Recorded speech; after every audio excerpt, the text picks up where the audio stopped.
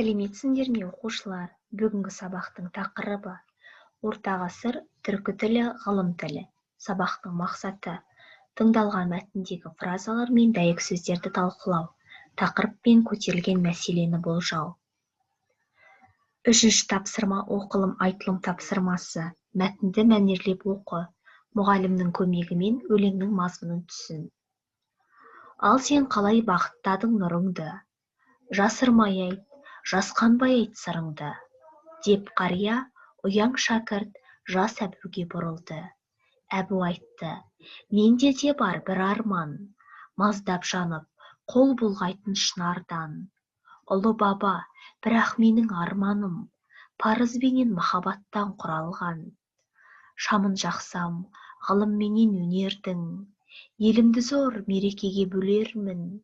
Бұл сапарым азапты да шығарау, не де болса пешенемнен көрермін. Мейлі мәңгі жарымаймын киімге, мейлі түйірнан қалмасын үйімде, мейлі ұлының еңбек етіп арымен жүргендігін ұғынбасам қалың ел. Мен өзіме риза емеспін елімнің, сүйеніші бола алмасам егерде.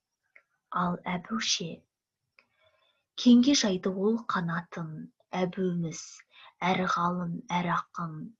Әбуіміз біздің ұлы бабамыз Әбу Насыр әл-Фараби болатын. Мәңгі лаулап жану үшін ғаламда, үлкен бақыт табу үшін ғаламда, үлкен болып қалу үшін ғаламда, үлкен арман керек екен адамға. Мұхтар Шаханов.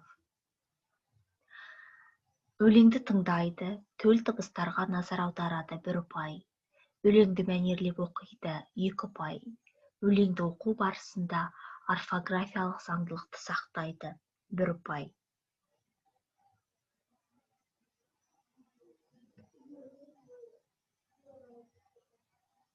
Алтыншы тапсырма.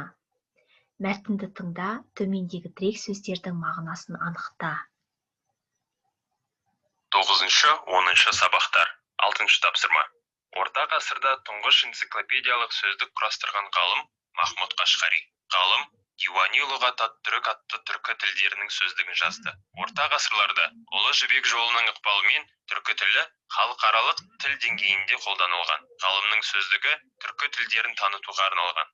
Осы еңбегі арқылы Махмұд Қашқари адамдарды өнер-білімге, әдептілікке шақырған. Тұңғыш рет түркі халқының географиялық картасын жасаған.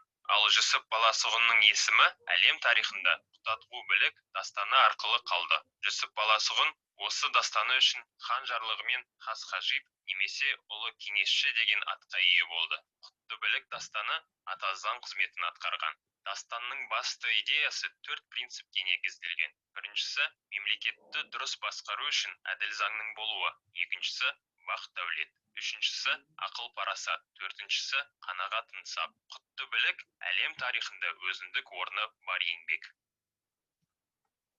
Тыңдалған мәтіннің арасынан сөздік, халықаралық тіл, географиялық карта, ұлы кеңесші лауазымы, атақ, ата заң, бақ-дәулет, ақыл-парасат, қанағат ынсап.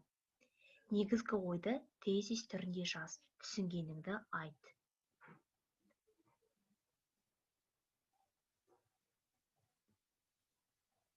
Бағалау парағы.